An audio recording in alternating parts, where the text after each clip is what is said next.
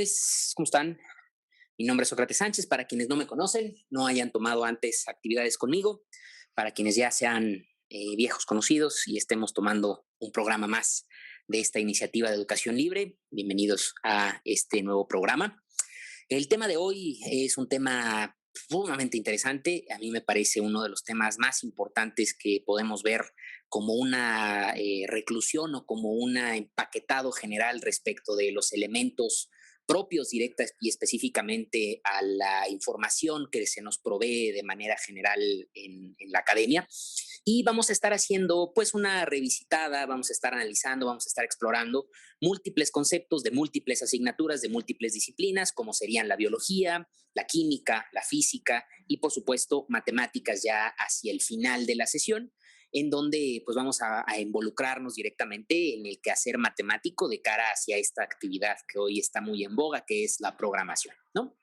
Entonces, pues abróchense los cinturones, va a ser un viaje por el conocimiento muy interesante. Quienes estuvieron participando en el taller anterior, en el segundo taller en el que hablamos sobre la materia y sobre física, para quienes no tengan ni la más remota idea de biología, quienes de plano estén perdidos por la vida en términos biológicos y estén espantados un poco porque vaya a ser complicado y vaya a ser difícil entenderlo, despreocúpense, esto es un taller y por lo tanto, como buen taller, tiene que estar abordando el elemento general del conocimiento desde los puntos básicos y de ahí construir.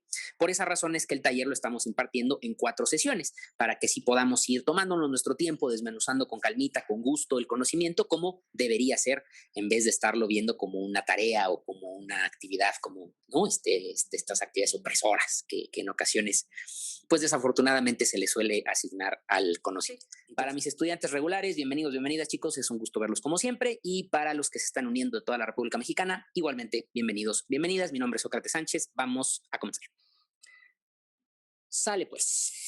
Entonces, el tema de la clase de hoy es un tema que está denominado como la energía y la vida.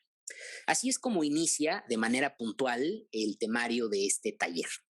Y quiero que aquí nos tomemos un tiempo, nos tomemos un momento para recuperar un poquito, voy a regresar, para recuperar un poquito este conocimiento o este feeling general al respecto de la energía, antes de entrar a su definición pues, conceptual teórica, que es lo que voy a proceder a hacer. Creo que todos entendemos de manera empírica, o sea, a través de nuestra experiencia con la realidad, qué es la energía. Y en ese sentido, lo que vamos a intentar hacer en esta sesión 1 es relacionar a esa energía con la existencia tal cual de aquello que el ser humano ha denominado como vida. Entonces, este es el puente que estamos intentando planificar. Así es que el punto de entrada, por supuesto, tiene que ser única y exclusivamente o forzosamente el ingreso de la energía a algo que nosotros vamos a denominar ecosistema. Así es que el punto inicial que vamos a definir es energía y el famoso ecosistema, ¿no? ¿Cómo vamos a definir a la energía? Quienes han estado en clase conmigo de física o de química, pues sabrán que ahí existe como una definición muy técnica sobre el trabajo, ¿no? En particular en física. En términos biológicos, la energía la vamos a definir como aquello, porque en realidad es difícil todavía en estos momentos encontrar una definición filosófica que no sea debatible o discutible. Entonces, aquello que permite, por supuesto, a los seres vivos, a los seres que profesan esta cualidad de vida, que un ser vivo realice sus actividades y con esas actividades, eso es lo que significa esa flechita, participe en el ecosistema.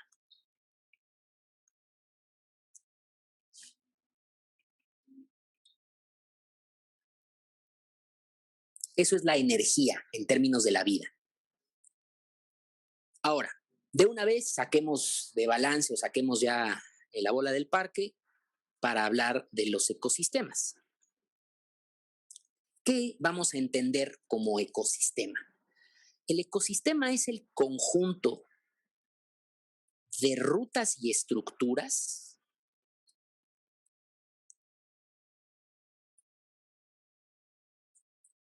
por medio de las cuales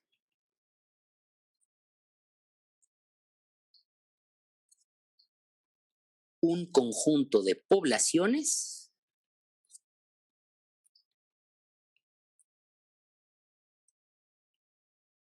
interactúan con su entorno, y ya no se escribe interactúan con su entorno inanimado.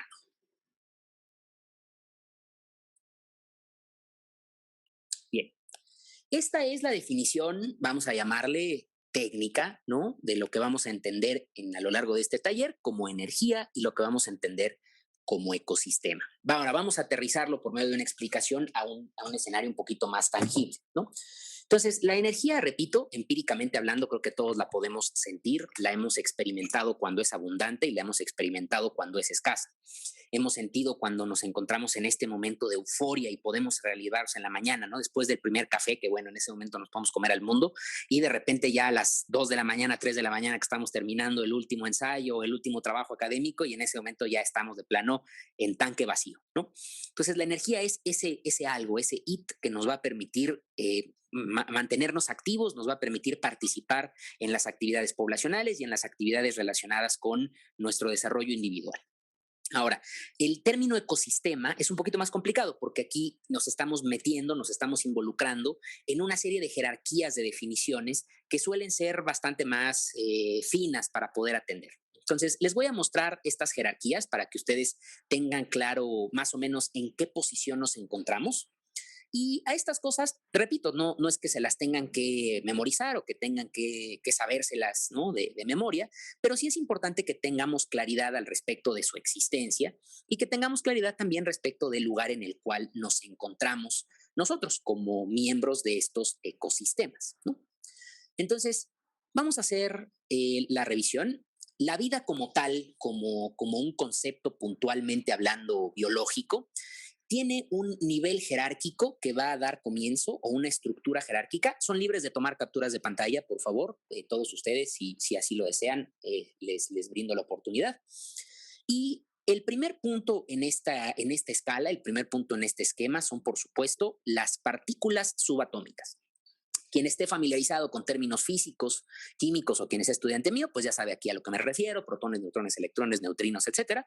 Pero para quienes no, despreocúpense, no las vamos a trabajar, no es algo que en esta clase me sea interesante. Refirámonos a ellas como los elementos o las cosas, porque elementos en química es complicado, las cosas que van a constituir a los átomos. Que este sí es un término un poquito más cercano, ¿no? El término de átomo creo que para todos nos es bastante más manejable. Entonces, los átomos, pues bueno, me parece que aquí siempre, como dicen por ahí, una imagen dice más que 1000 palabras. Y entonces, esto es un átomo, puntualmente, como nosotros lo hemos entendido. Este compendio de partículas subatómicas, las partículas subatómicas son esas cositas que están dando vueltas ahí alrededor. Aquí este es un átomo en su sentido clásico, únicamente compuesto por protones, neutrones y electrones, pero estos bichos son las entidades que constituyen a toda nuestra realidad. Todo lo que ustedes han visto, han sentido, bueno, no han sentido, no, todo lo que ustedes han visto, han tocado, han olido, han bebido, es completa y absolutamente propio a una composición de estos bichitos a nivel microscópico, ¿no? Y de estos bichos ya eventualmente vamos a tener, a partir de ellos, la construcción de algo que llamamos moléculas. Las moléculas, ¿qué son? Las moléculas ya son la composición o la unión de múltiples de estos elementos, o múltiples de estos, insisto, elementos, aquí se vuelve un poco complicado, pero múltiples de estos elementos, pues vamos a llamarles esenciales de la química. Este, por ejemplo, sería la representación de una molécula. Esta es una molécula orgánica en particular, compuesta por sus enlaces y por los distintos átomos de distintas características. Ahora, estas cosas son motivo de estudio de la química. A la biología en realidad le va a interesar estudiar esta jerarquía a partir de los organelos. Los organelos, muchachos, imagínenselos directa y específicamente como la analogía de las partículas subatómicas al átomo, pero en el caso de la biología, los organelos hacia las células. Importantísimo entender que así como en el caso de la química, los átomos que les acabo de mostrar los denominamos como las unidades estructurales de la materia, como les menciono, todo lo que ustedes han visto, han olido, han tocado, han probado, está hecho de átomos. En el caso de la vida, todo lo que nosotros, todos los seres que nosotros hemos visto vivos a lo largo de nuestra existencia están compuestos de células. Hay múltiples tipos de células y en la clase de hoy vamos a explorar con puntualidad un par de ellos, pero es importante tener clara esta analogía. Ahora, cuando ya tenemos a una familia de células eucariotas particularmente, o sea, células capaces de especializarse, y estas células se reúnen, se juntan, van a ser capaces de formar un tejido. Los tejidos son conjuntos de células, familias de células, pero que ya no están funcionando de manera independiente, sino que funcionan juntas, en colaboración, en comunidad, para poder crear con esa reunión un tejido en particular. ¿Cuál sería el mejor ejemplo de un tejido? Su piel.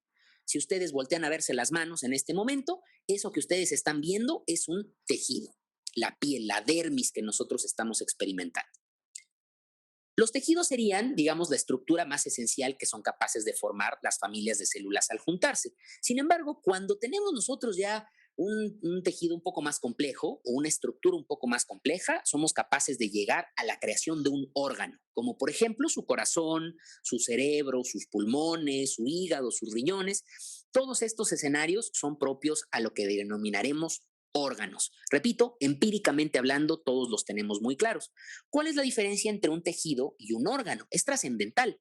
Los órganos ya tienen actividades en particular que les son esenciales al individuo. Ya no es únicamente un músculo que forma parte de un sistema completo muscular, sino es tal cual el sistema en sí mismo. Después de ello, ya hablando un poquito más de anatomía, entrándonos a temas de medicina, lo que sigue son sistemas de órganos, su sistema endocrino, su sistema respiratorio, su sistema cardiovascular, su sistema cerebral, su sistema motriz. Estos sistemas que son fundamentalmente combinaciones de órganos que nos van a permitir llevar a cabo actividades complejas. Y en este siguiente estándar, digamos, esto va siendo, ¿no? Constitutivo, nosotros nos encontramos aquí.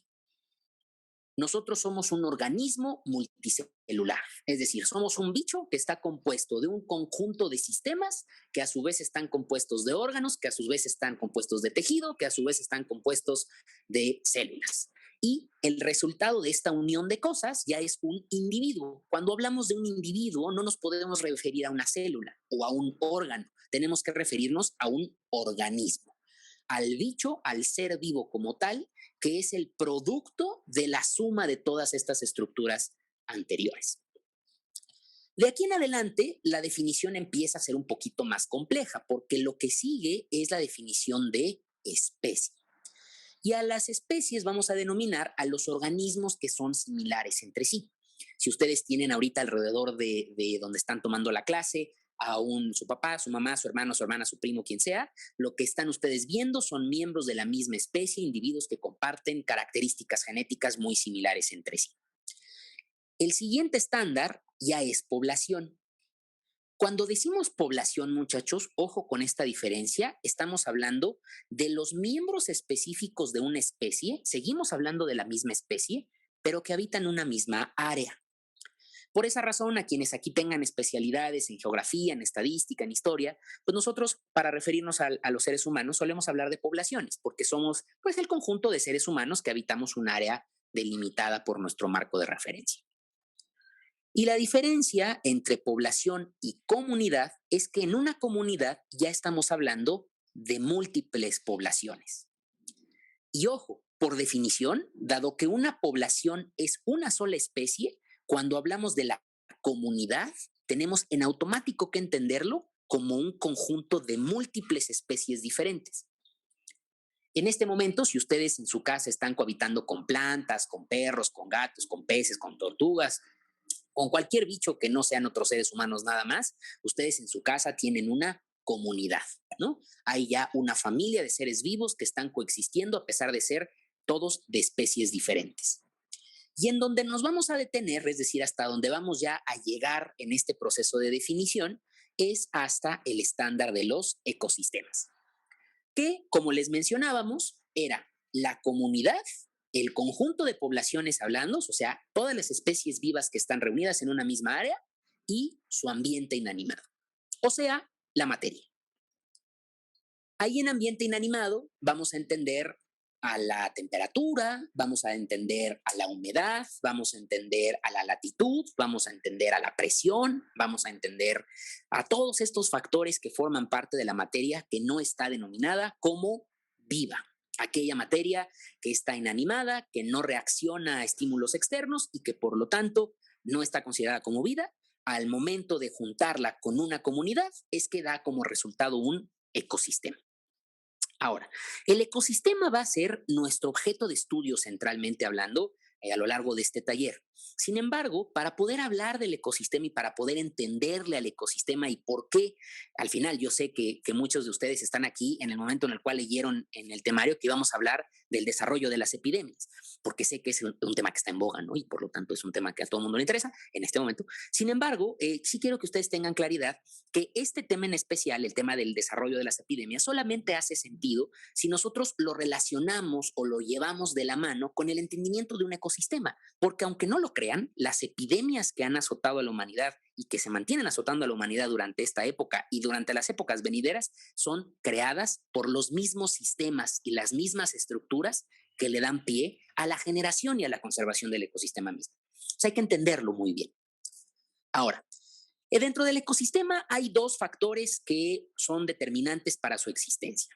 Estos factores son, por supuesto, la materia y la energía. Si nosotros queremos entender cómo es que un ecosistema existe y cuáles son los determinantes que le dan pie y que dan resultado a su existencia, tenemos que hacerlo referente forzosamente a estos dos estándares de primera mano. Es dependiente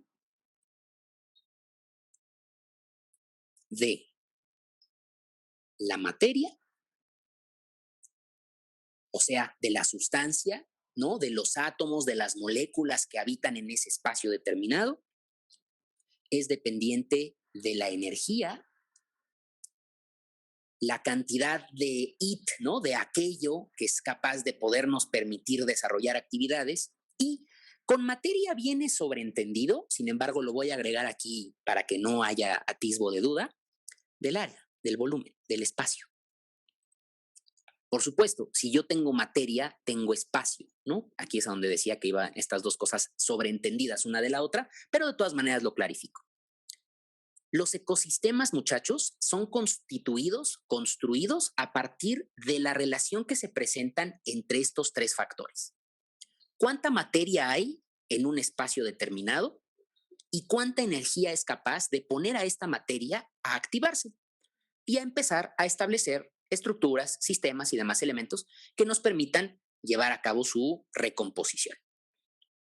Ahora, antes de continuar a entender cómo es que la energía y la materia trasladan y caminan a lo largo del ecosistema, primero me gustaría recordarles una de las leyes máximas, ¿no? De la ciencia como la entendemos hoy en día, que es la famosa ley de la conservación. Muchos profesionistas o muchos especialistas en la materia ya le llaman nada más ley de la conservación para no ponerle el apellido completo. Yo se lo voy a poner por tradición, pero es la ley de la conservación de la materia y de la energía.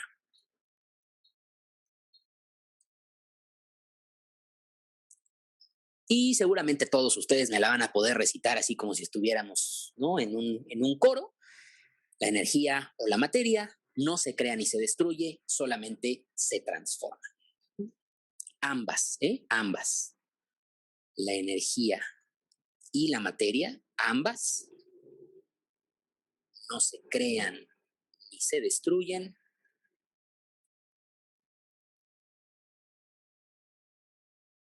solo se transforman.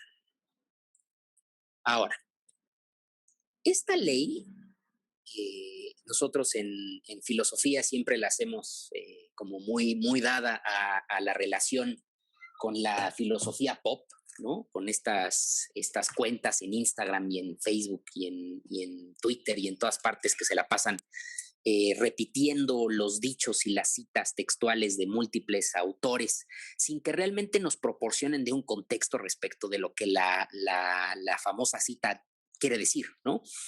Seguramente todos aquí hemos pasado por este proceso en el cual estamos haciendo el scroll en nuestra red social de preferencia y de repente nos encontramos, ¿no? Con una cita inspiradora, la cita del día, ¿no? Y que es una cita de Sartre o de Freud o de Sócrates o de Aristóteles o de quien sea. Y la cita, pues sí, esa fue una cita muy bonita. Al final del día, evidentemente, pues las escogemos con cuidado, pero sin contexto, sin brindarle composición genérica, ¿no? Un marco de referencia filosófico, pues suele ser una cita un tanto vacía, ¿no? En ese sentido. Entonces, es importante que aquí le demos contexto a esta cita en particular. Todos sabemos que la energía no se crea ni se destruye, solo se transforma, pero hay que entender qué es lo que esto significa.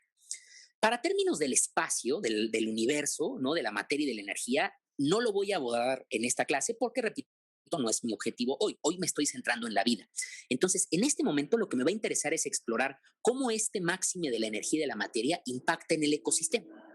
Entonces, los ecosistemas, que ya tenemos claros su definición, tienen esos tres factores de necesidad. Yo ecosistema existo, me compongo, funciono y opero a partir de las características de espacio, o sea, del volumen, materia y energía. Sin embargo, me doy cuenta que ni la materia ni la energía son infinitas. Yo ecosistema, para poderme constituir y para poder existir en sí mismo, necesito de una cierta cantidad de materia, cuento con una cierta cantidad de materia y con una cierta cantidad de energía. Y ambas cosas son finitas. ¿Qué significa que sean finitas? Que no las puedo crear más. No tengo forma de crear más, de obtener energía nueva o materia nueva. Lo único que puedo hacer yo ecosistema es ingeniármelas, porque ojo, ya estamos hablando de la vida, entonces ya hay aquí procesos que van evolucionando con el tiempo y por lo tanto los ecosistemas solamente van a sobrevivir, a existir en primer lugar, pero después a sobrevivir si son capaces de implementar rutas y formas que le permitan utilizar eficientemente su materia y su energía. Cualquier ecosistema que ustedes conozcan, una selva, vaya, yo aquí tengo junto a mí un agave y el agave tiene un ecosistema micro allá adentro, ¿no? Entre los múltiples microorganismos que ahí viven. En mi casa hay un ecosistema chiquitito. Alrededor de mi casa hay un ecosistema pequeño en una zona ecológica en particular y así podemos irlo extrapolando incluso hasta el tamaño de la Tierra. Todos los ecosistemas son tan grandes en su exploración como a mí se me antoja explorarlos. Y en ese sentido, todos van a contar con un número específico de materia con la cual son capaces de transformar y de interactuar con ella y con un número específico de energía. Estos dos factores limitantes es lo que van a dar como resultado que los sistemas se tengan que organizar. Los sistemas de la vida van a tener que crear estas jerarquías y estas estructuras para poder decidir de una manera comunitaria cómo vamos a utilizar los recursos con los que contamos.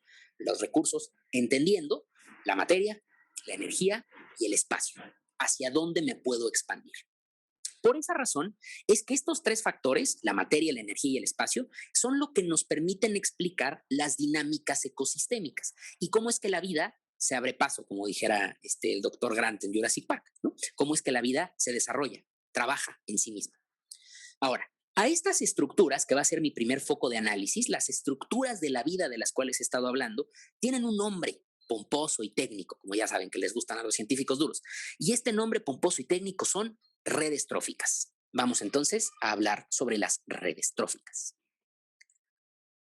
La vamos a explicar primero dentro del marco de su papel, que es el que acabo en este momento de mencionar, ¿no? ¿Qué es entonces una red trófica? Pues es el conjunto de métodos, de sistemas, de estrategias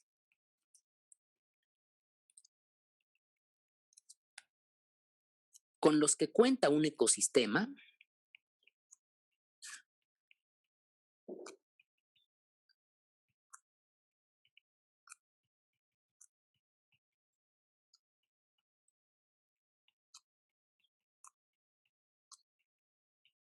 para administrar la materia y la energía.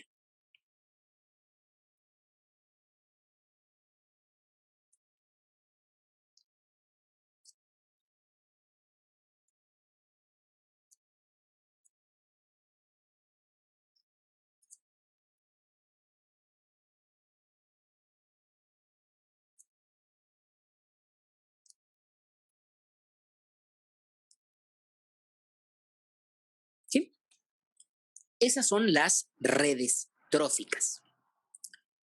¿Cómo es que a mi ecosistema se me ocurre implementar el caminito por medio del cual vamos a elaborar la transición de materia y de energía a lo largo de las múltiples poblaciones que existen allá dentro del ecosistema?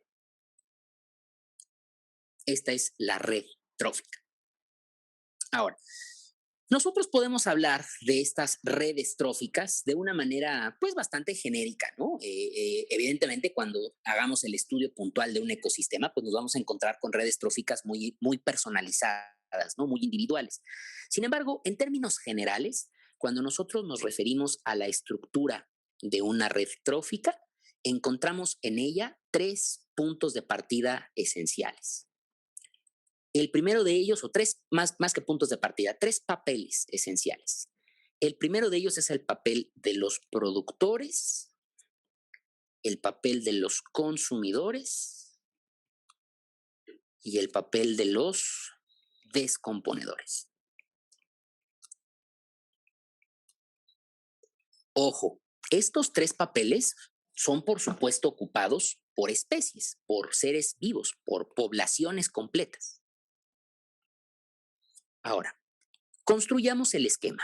¿En dónde va a llegar la energía? Si nosotros pudiéramos detener el ciclo de la vida en un momento y quisiéramos explorar en ese momento en específico la creación del ecosistema, tendríamos que la energía va a llegar, va a ser su acto de presencia justamente aquí, que sería un punto, digamos, intermedio previo a la creación o a la participación tal cual de los productores.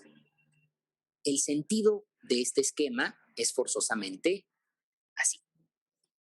Y aquí en este punto crítico es en donde vamos a tener la llegada, el arribo del compilado energético.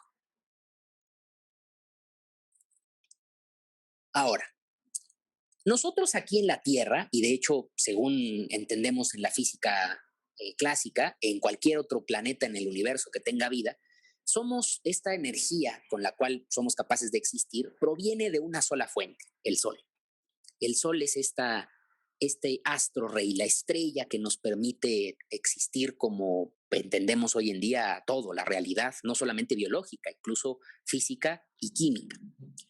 Esta llegada de la energía, cuando nosotros descartamos la presencia de la vida, es decir, si nosotros estuviéramos explorando las condiciones de un planeta muerto, por ejemplo, hasta este momento en Marte no hemos encontrado rastros de vida ni siquiera a nivel de microorganismos, entonces Marte es un planeta muerto hasta ahorita. Y por lo tanto en Marte en realidad sí hay ciertos ciclos de recirculación de energía y de materia, pero en realidad estos ciclos de recirculación son ciclos bastante sencillos. Es decir, no hay una participación de la vida, dado que no hay poblaciones que sean capaces de transformar, de ayudar a transformar esta energía y esta materia. Entonces, el punto de inicio, en el caso de un ciclo vivo, como todas las redes tróficas de manera implícita lo están, está ejercido por los productores. Este es el paso uno. Aquí hay que entender que este ciclo que estamos nosotros trabajando es el ciclo de la vida como tal y que aquí hay una constante que no va a cambiar nunca, la materia. La materia es este escenario que se va a mantener completa y absolutamente constante. La materia ya existe en el ciclo, lo único que vamos a hacer es cambiarla. La energía también ya existe, sin embargo, en el caso particular de la composición del universo, nuestra energía sí es capaz de tener un flujo más o menos estable de provisión de cosas que siguen llegando del exterior a través del Sol. Por esas razones que ustedes seguramente han escuchado hablar a un ecologista, perdón, a un ecólogo o a un biólogo, de las redes tróficas como redes o como sistemas que tienen materia constante y energía variable, energía en aumento. La energía siempre está incrementándose porque siempre recibimos más, pero la materia ya está dada. Ahora, ¿cuál es el papel de los productores? Los productores van a tener un papel fundamental. De hecho, a ellos son a los que les debemos que la vida exista y que por lo tanto estas redes como tal tengan sentido. Los productores van a tener el papel de transformar por primera vez a esa energía, que es esta energía lumínica que está llegando por medio del Sol, y transformarla a un tipo de energía que puedan utilizar sus células. Ese es el papel central, primordial de los productores.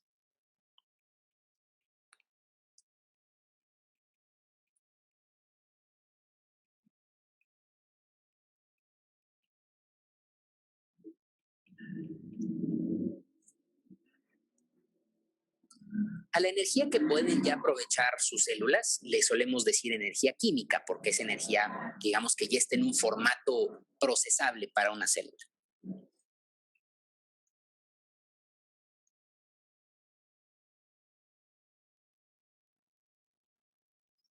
Ese es el papel de los productores.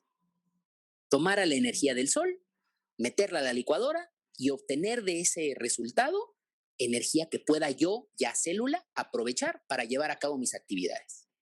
Y este es el primer paso. El segundo paso es el papel de los consumidores.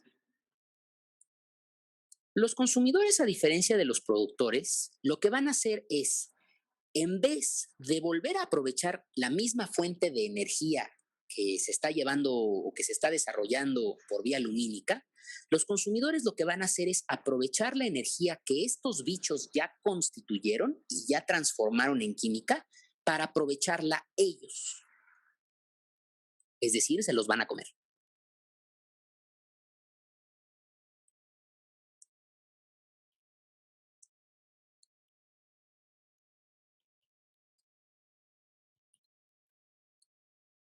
Aquí no vayan a ponerle creada, ¿eh? Creada por los productores, recuerden que está mal. Es transformada por los productores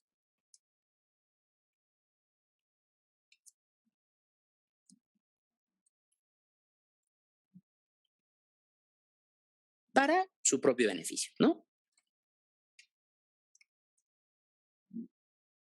Este sería el paso 2. Entre este bicho y este bicho hay un cierto intercambio de materia también, porque al final del día, la forma en la cual yo, consumidor, soy capaz de aprovechar esa energía no es por medio de la osmosis, ¿no? O sea, no le voy a poner así película de ciencia ficción la mano en la cara a una planta y voy a absorberle su energía vital, me la voy a comer, ¿no? Entonces también aprovecho dos pájaros de un tiro, materia y energía. Ahora, ¿cuál es el papel de los descomponedores? Los descomponedores realmente no forman parte del ecosistema en un sentido predominantemente energético. Sí tienen un papel energético, pero el papel de los descomponedores está más bien relacionado con la materia. Los descomponedores lo que van a hacer es simplificar la materia que ya los consumidores habían logrado llevar hasta un estándar más o menos complejo y regresarla a sustancias más esenciales para que los productores la vuelvan a aprovechar.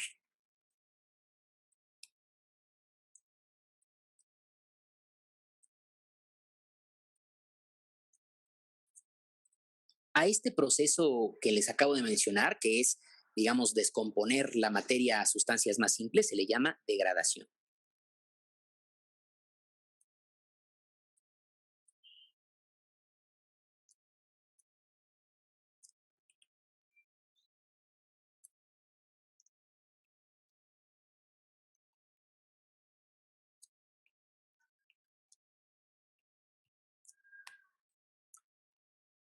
Y aquí con esto tenemos el esquema de una red trófica. Este sería el paso 3. Entonces, los productores van a ayudar con energía y con materia. Estas dos cosas son aprovechadas por los consumidores para formar células propias, desarrollarse a sí mismos, y los consumidores, al morir, porque nadie se come a los consumidores salvo otro consumidor, entonces los consumidores, digamos que es la cima de la pirámide. Cuando el consumidor se muere y ya no hay en realidad nadie que se lo coma en vida, entonces llegan los descomponedores. Ellos aprovechan la poca energía que les quedaba y la materia que también tenían estos consumidores, y lo que van a hacer los descomponedores es aprovechar la energía en realidad llega hasta aquí, los descomponedores se la regresan al ambiente y la materia es lo que sí regresan a la red.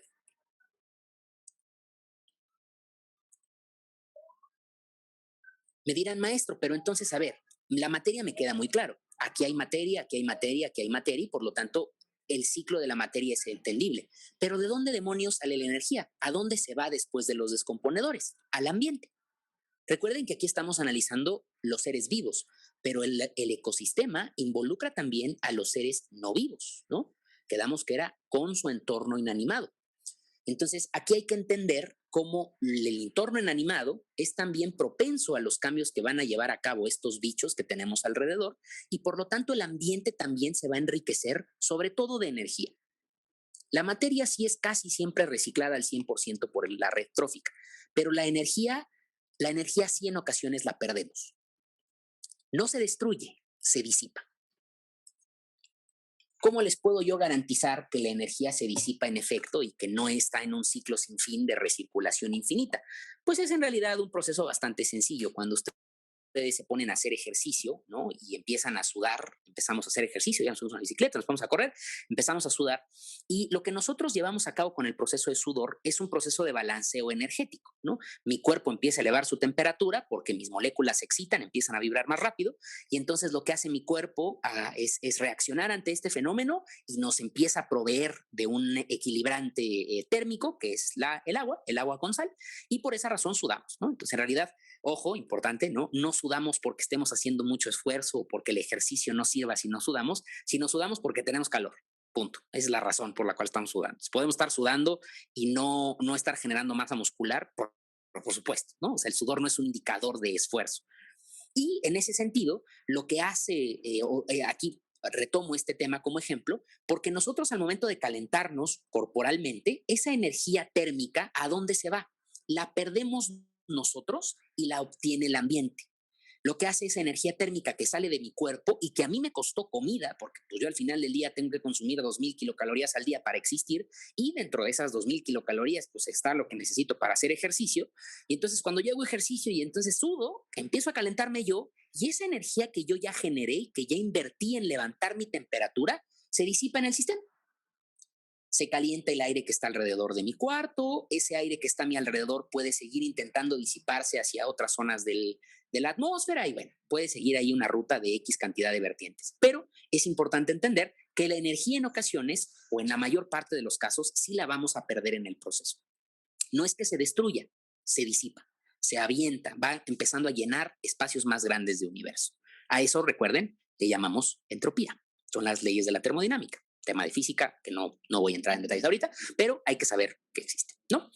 Ahora, por esa razón es que los ecosistemas siempre necesitarán de una fuente de energía constante que les mantenga un alimento de energía directo, ¿no? En el caso, insisto, de los planetas en el universo, pues es el Sol. El Sol, las estrellas, es justamente esa fuente de combustible, de energía interminable que nos permite mantener a la red trófica existiendo durante infinito, ¿no? Mientras un ecosistema sea lo suficientemente desarrollado, tenga la capacidad para poder establecer procesos de recirculamiento de recursos materiales y una fuente de energía interminable, es un ecosistema inmortal prácticamente. No hay nada que lo pueda matar, ¿no? A un ecosistema de esas condiciones, algún evento cataclísmico.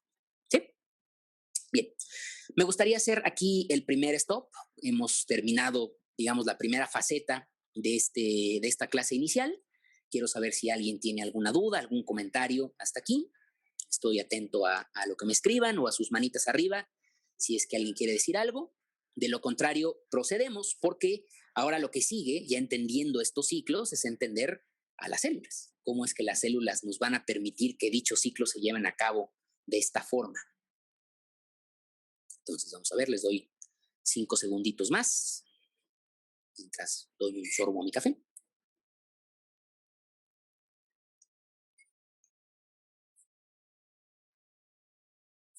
¿No? ¿Todo bien? Ok.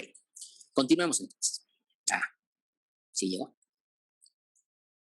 Sí, Miguel Ángel, tranquilo. Los que necesiten apuntes, yo lo que les recomiendo con respecto de los apuntes, váyanles tomando capturas de pantalla. Les recuerdo que al final de la sesión voy a subir este documento a la plataforma de difusión para que ustedes puedan descargarlo desde ahí. Entonces lo van a poder descargar así tal cual lo estoy yo construyendo.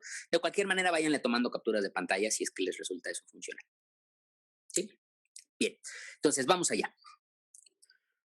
Tras haber entendido este parámetro de referencia inicial, El siguiente escenario es explicar cómo es que estas cosas que estamos diciendo pasan a nivel celular. ¿Cómo es que podemos justificar, digamos, esta ruta a nivel celular? Entonces, para esto, por supuesto, tenemos que entrarle a la célula. Vamos por fin a intentar elaborar y definir cuáles son estas características generales respecto de la célula como la entendemos en biología, como nuestra unidad de referencia.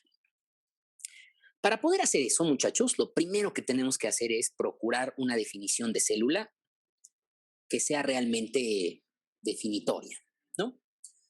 Para poder entender a una definición de célula, porque ya sabemos su definición técnica, ¿no? Es la unidad estructural de todos los seres vivos. Tenemos que entender que la célula es la unidad responsable de tres factores respecto de la vida: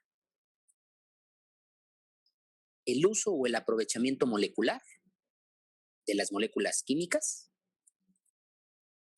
los escenarios metabólicos y, por supuesto, los escenarios estructurales. A estas tres cosas son a los que le vamos a llamar en biología la teoría celular. Ahora, ¿a qué me refiero con el escaparate molecular? Me refiero aquí a que todas las células, vamos a poner para no repetir células, todas, refiriéndonos, estos pronombres van a ser siempre células, entonces todas las células ocupan las mismas biomoléculas básicas.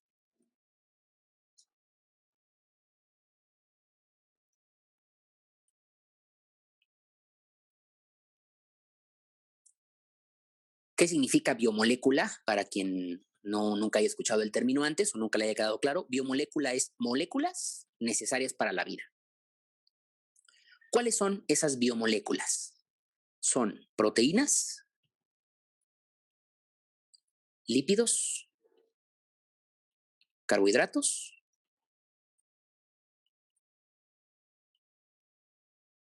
y ácidos nucleicos.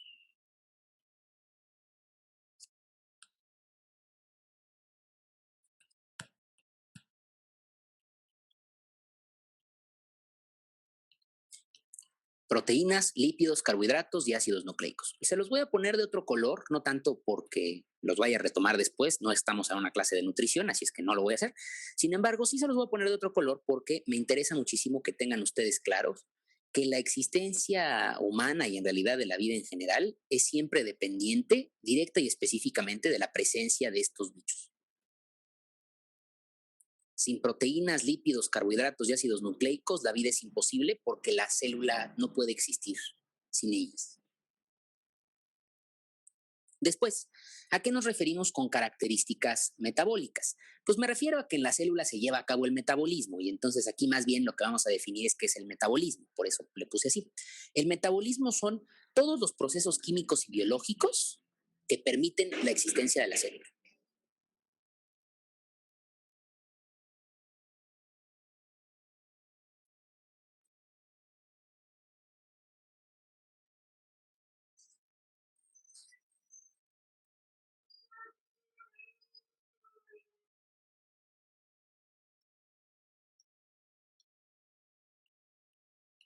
Eso es el metabolismo. Por supuesto, ustedes tienen un metabolismo dado y sus hermanos o sus primos o sus hijos o sus papás tienen un metabolismo diferente. Todos los seres vivos y todas las células en realidad tienen procesos metabólicos distintos. Todas las células tienen objetivos distintos. Las células de sus ojos, que son las mismas en estructura que las de sus manos, pero se expresan como tejidos distintos, tienen objetivos diferentes, tienen metabolismos diferentes. Y por último, estructurales es porque todas las células comparten a las mismas tres estructuras que son las que nos permiten identificar que las otras cosas en realidad sucedan. Esas estructuras son, vamos a ponerlos aquí, las estructuras son algo que se llama membrana, el nombre técnico es membrana plasmática. ¿Y qué hace la membrana plasmática? Pues tal cual es lo que lo separa del entorno, ¿no? O sea, lo que permite fronterizar a una célula de una no célula es la membrana plasmática, es nuestra piel. por ponerlo en un término, ¿no? La frontera. Un bicho que se llama citoplasma. ¿Qué es el citoplasma? Es en donde se llevan a cabo todas las demás actividades. Digamos que este es el relleno de la célula. Aquí es en donde están los nutrientes, es como el caldo en el cual se desarrollan todas las actividades. Y por último, los ribosomas. Que los ribosomas están determinados o son bichos que tienen como objetivo fundamental la síntesis de proteínas. Es decir, los ribosomas son la llave, digamos, de todos los procesos porque son los capaces de empezar a aprovechar estas cosas que tenemos aquí. Ahora, existen células de 1000 tipos diferentes, ¿sí? Yo les voy a hablar ahorita de 2 tipos en particular, no tanto porque sean pues los únicos, sino porque son los tipos que en realidad me van a interesar más. Y vamos a iniciar con el tipo de célula del cual dependemos, que es por supuesto la célula vegetal. Esto es una célula vegetal. Démosle la bienvenida, ¿no? Estas células vegetales que nosotros tenemos aquí frente a nosotros, o esta célula vegetal que tenemos aquí frente a nosotros, es una célula que tiene a una gran cantidad de algo que se llaman organelos celulares, que son, pues vamos a ponerlos como mayores estructuras o nuevas estructuras que están presentes directamente en el ejercicio completo de la célula. Podemos ver una vacuola gigantesca ahí adentro y una gran cantidad de cositas por ahí que nos permiten ir entendiendo más o menos cómo funcionan todas estas actividades. Las células y el estudio de las células es fascinante. Es una de mis clases favoritas también para poder impartir. De verdad, es muy divertido y es muy ilustrativo entender cómo funciona una célula en su estructura interna. Sin embargo, en la clase de hoy, lo único que me va a interesar de la célula vegetal es explicar a los cloroplastos. Voy a tomar una captura de pantalla para agregarla al apunte. Y los cloroplastos, para quien no los haya visto, ¿no? Aquí podemos ver el citoplasma es el caldo que está alrededor, la membrana pues es la frontera esa que se encuentra ahí alrededor y demás, pero los cloroplastos en particular son el objetivo de nuestra clase el día de hoy. Entonces vamos a agregar la célula, vamos a recortarla para que se vea mejor, que no la tengamos con todas las cosas que están ahí. Y ahora sí. Esta es una célula, repito, vegetal. Tienen, insisto, múltiples estructuras y es muy interesante, pero en este momento la que me va a interesar es en particular el cloroplasto. ¿Por qué? Porque los cloroplastos, muchachos, son los bichos que están encargados fundamentalmente de dicha transición de la energía lumínica que está llegando por medio del sol y la transformación a energía química que ya la célula puede aprovechar.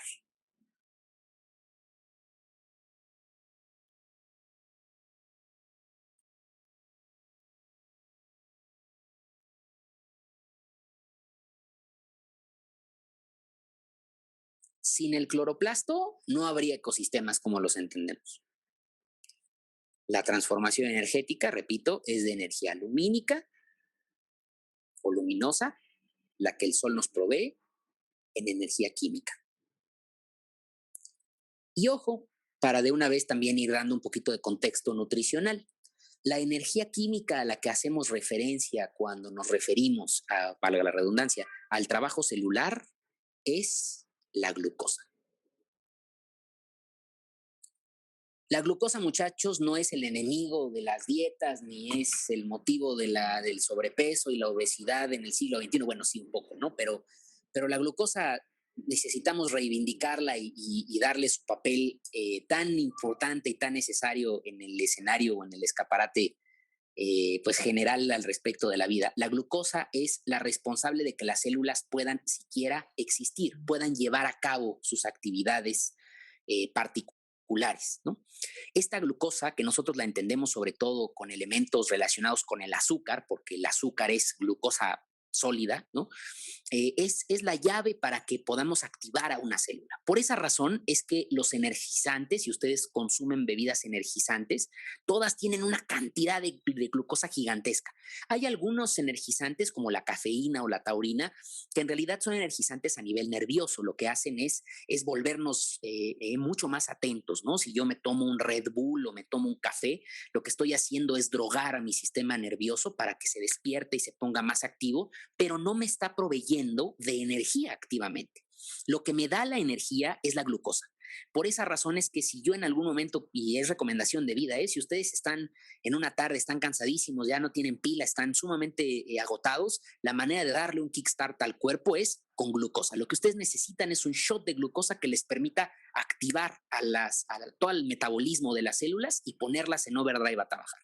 Por esa razón la Coca-Cola es tan exitosa, por ejemplo, ¿no?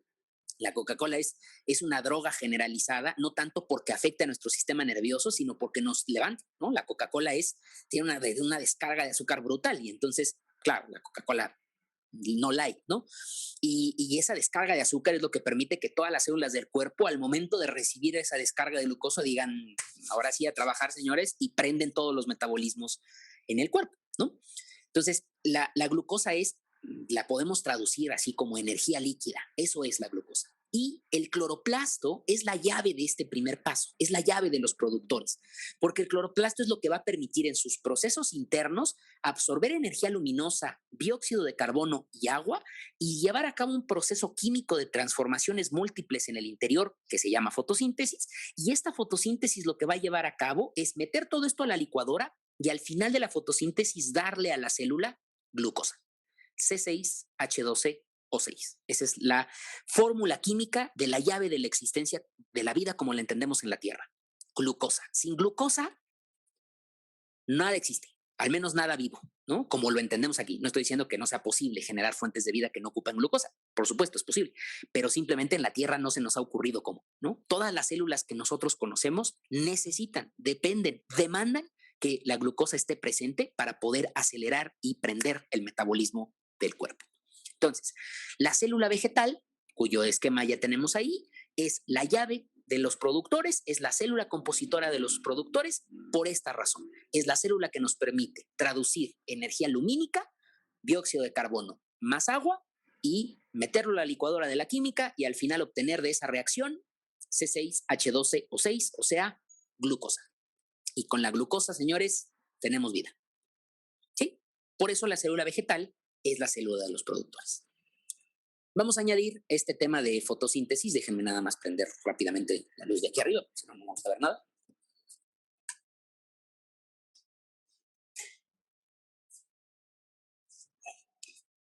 Ahora sí, ya estaba demasiado romántico este asunto. Entonces, quedamos que a este proceso que acabamos de describir aquí, lo vamos a denominar como el proceso de la fotosíntesis, ¿no?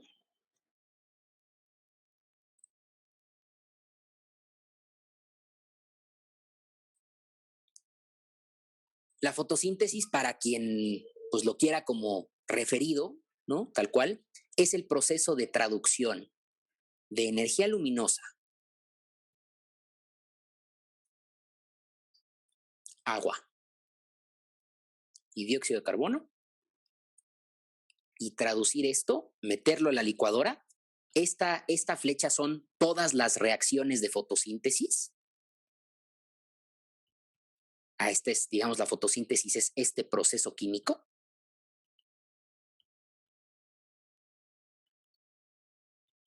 Y lo que va a salir de esta reacción es glucosa.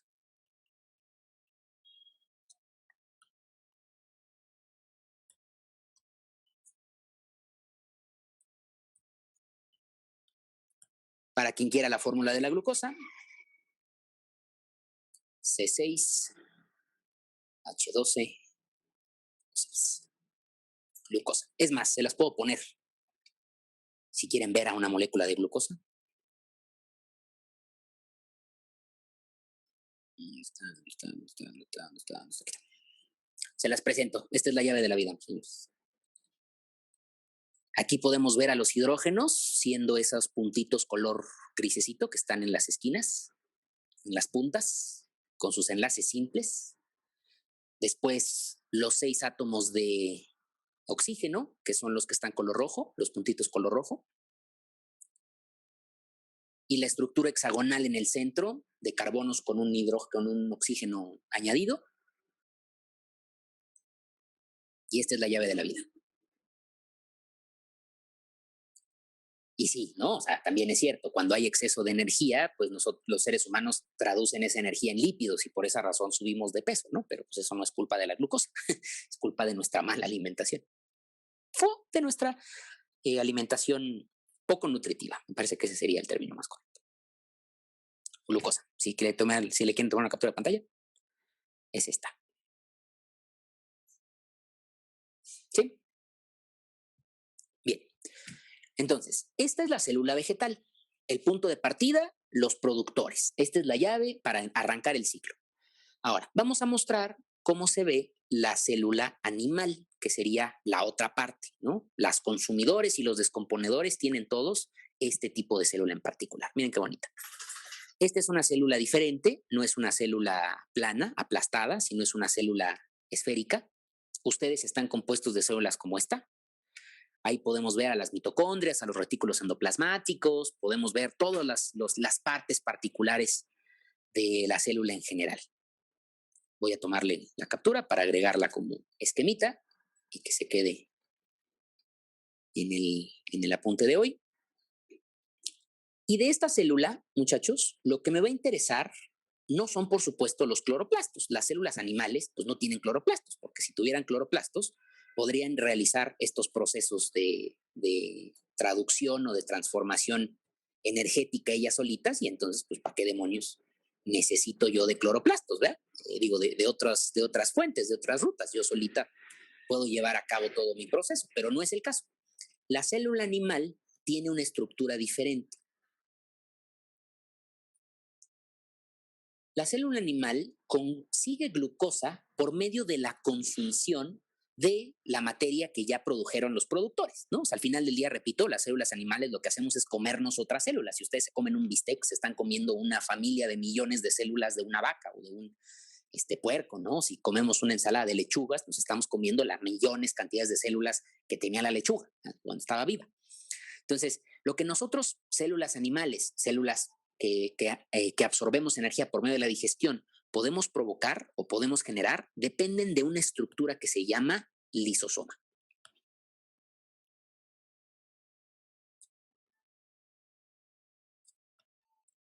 ¿Y qué es lo que hace particularmente el lisosoma? El lisosoma está encargado, muchachos, de digerir.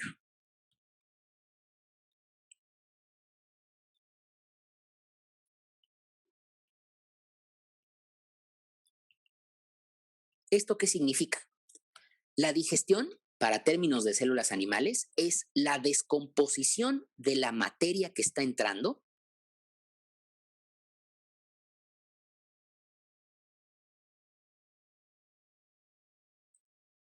que nos va a permitir obtener biomoléculas y glucosa.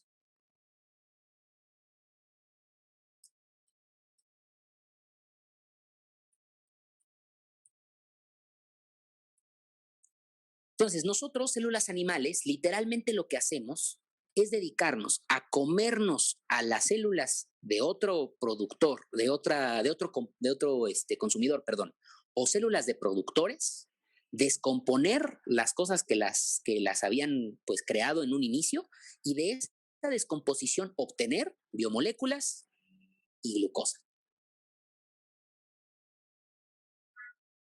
Esta es la razón por la cual los perritos, por ejemplo, o los gatos, ¿no? Que son, por supuesto, animales productores, perdón, animales consumidores, tienen una alimentación bastante funcional basada en croquetas, ¿no? O sea, las croquetas, sobre todo las croquetas pues, naturales, ¿no? Las croquetas que no están llenas de o que no son carentes de la naturalidad del alimento. Por eso es que les permiten alimentarse perfectamente bien y nutritivamente hablando estar muchísimo más sanos que nosotros, ¿no? Esto tiene que ver con que, pues, estas croquetas, lo que básicamente los químicos que las generan, los químicos en alimentos que las generan hacen, es meter a la licuadora artificial, pues, a la X cantidad de fundamentos o de fuentes que nos permiten obtener proteínas, lípidos, carbohidratos y demás, y las secan, o sea, las deshidratan y se las ofrecen como alimento, ¿no? El futuro de la alimentación humana son las croquetas, o sea, no necesariamente las croquetas de perro, ¿no? Pero sí croquetas en ese sentido porque es un alimento sumamente práctico. No necesito andarme preocupando por el conteo y por el balance y a ver si como suficientes proteínas o si suficientes minerales, suficientes lípidos, para nada. Si nosotros metemos eso en una licuadora y lo ofrecemos en un bagaje o en un paquete ya completamente armado y estandarizado, nos permite resolver el problema de la alimentación. Porque nuestras células tienen lisosomas. Entonces, literal, cuando la célula entra en contacto con una célula diferente, con una célula que se acaba de comer, lo que hace el lisosoma es pulverizarla. Por esa razón es que nosotros en el estómago tenemos ácido clorhídrico, ¿no? Su estómago está lleno de ácido, que lo que hace fundamentalmente es eso. El ácido, al momento que ustedes comen, el proceso de digestión es descomponer en pedacitos a la comida y la célula animal, que es lo que nos compone, la recibe a través del lisosoma, la descompone en partículas más simples, biomoléculas para ser más exactos, y después empieza a aprovecharlas. Por esa razón es que la glucosa en particular, nosotros si nos tomamos una Coca-Cola, la glucosa entra pero derechito, ¿no? Porque la glucosa ya no necesita ningún proceso de descomposición. Pero ojo, no la podemos hacer. Nosotros, seres humanos, o cualquier animal, es incapaz de generar glucosa, es incapaz de producir, por eso no es un productor, es un consumidor, es incapaz de producir glucosa, de producir su propio alimento. Siempre necesita de acudir a otro ser vivo preexistente que sí cuente con estas biomoléculas, con estos elementos materiales y de esas biomoléculas aprovecharse para subsistir de manera individual. ¿Sí? Por eso la glucosa es la llave de la existencia de todas las células animales. Y de las vegetales también, porque al final del día, pues los productores las son capaces de generar de manera autónoma, pero finalmente pues, la necesitan, ¿no? Muy bien. Aquí llego a mi segunda parte. Estamos a 10, 15 minutitos de terminar. Nos hace falta ya nada más explicar cómo es que esto juega un papel trascendental en los estándares del ecosistema. Voy a atender algunas dudas. Miranda me pregunta que cómo se llama la aplicación. He usado un par, Miranda. Esta se llama Ólogo, esta de aquí, con H. Es una aplicación sumamente útil. Me permitiría hacer aquí realidad aumentada, pero estoy editando unos videos y atrás tengo una Mac, como se pueden dar cuenta. Entonces, por esa razón, no lo hice con realidad aumentada hoy, pero pues, nos permite perfecto, ¿no? Hacer. Y es una aplicación súper interesante, les va a permitir hacer y ver cosas muy, muy, muy, muy, muy, muy interesantes. Y, perdón, discúlpeme, tienes toda la razón, no se ve. Les decía que es esta, ¿sí? Se llama Ólogo, es esta que está aquí abajo. Está. Y la otra que he utilizado es Moléculas, que es esta que está acá. No son baratas ninguna de las dos, pero si a ti te gusta el conocimiento, la verdad es que son sumamente, sumamente útiles. Ahora tengo también pregunta de si un cloroplasto es un productor, me pregunta Naid. Un cloroplasto es la estructura celular que permite a un productor ser un productor. Eso sí. Los cloroplastos no son productores porque no son individuos, ¿no? Son organelos celulares. Entonces, los cloroplastos no pueden ser productores por definición, pero sí es la estructura celular, sí son la estructura celular que permite que una planta, la que ustedes quieran, sea una productora como parte del papel, ¿no? De la red trófica general. Después Ángel me pregunta, entonces, ¿qué es la fotosíntesis? Es el proceso químico. Ángel, si quieres definirlo así, la fotosíntesis es el proceso químico por medio del cual los cloroplastos, las células vegetales, son capaces de llevar a cabo esta transformación que te puse en la ecuación química, ¿no? Energía lumínica más agua más dióxido de carbono y sale glucosa. Esa es la reacción de la fotosíntesis. Claro, hay dos etapas y bueno, podemos dar 6 meses de clases respecto de la fotosíntesis, porque es la llave de los productores, ¿no? Pero así, en una palabra rápida, eso es la fotosíntesis. Miguel Ángel me pregunta que si entonces la glucosa es el azúcar, Miguel Ángel. O sea, el azúcar, como la entendemos tú y yo, el azúcar de mesa, es un compuesto químico, es un mineral que tiene glucosa. Azúcar y glucosa no es lo mismo, importante. Pero el azúcar tiene glucosa. El azúcar es una molécula, es una mezcla. Es una mezcla química que tiene glucosa dentro. ¿Sale? Entonces son análogos, pues no son sinónimos, son análogos. ¿Sí? Por ejemplo, hay múltiples tipos de azúcares, ¿no? Los azúcares que son no energizantes, la stevia, el canderel, ¿no? La esplenda y todos estos edulcorantes más bien, son simplemente la sensación de dulzor en el gusto, pero no contienen glucosa, fundamentalmente. Por esa razón es que si tú te tomas una Coca Light, por ejemplo, no te levanta, ¿no? O sea, una Coca Light no te da energía, no te prende, no te despierta, ¿no? Si yo estoy buscando energía, no me puedo tomar una Coca de dieta porque estoy jugándole al cuento, ¿no? O sea, en realidad una Coca Light tiene un valor nutrimental cero. Una coca normal todavía tiene un valor nutrimental dado porque es glucosa. Ay, es una cantidad, es una descarga de glucosa inmensa, ¿no?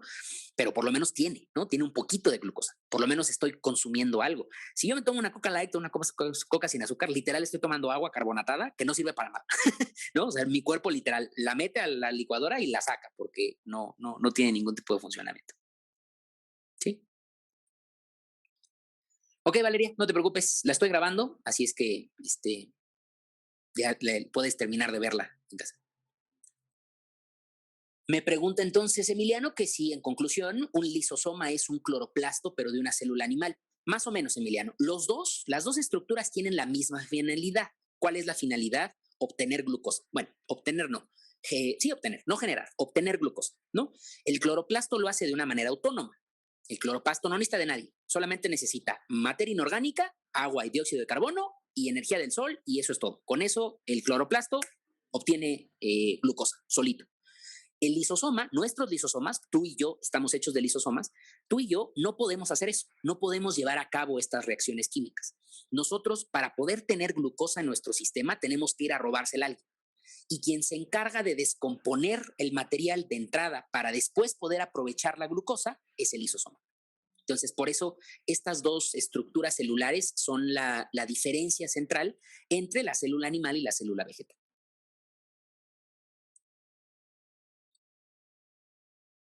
Ángel me pregunta que cuáles serían los alimentos con más glucosa. En realidad, la glucosa tú la puedes comprar en la farmacia, Ángel. Podrías comprar una concentración de glucosa al 100% y literal te venden un frasquito con glucosa al 100.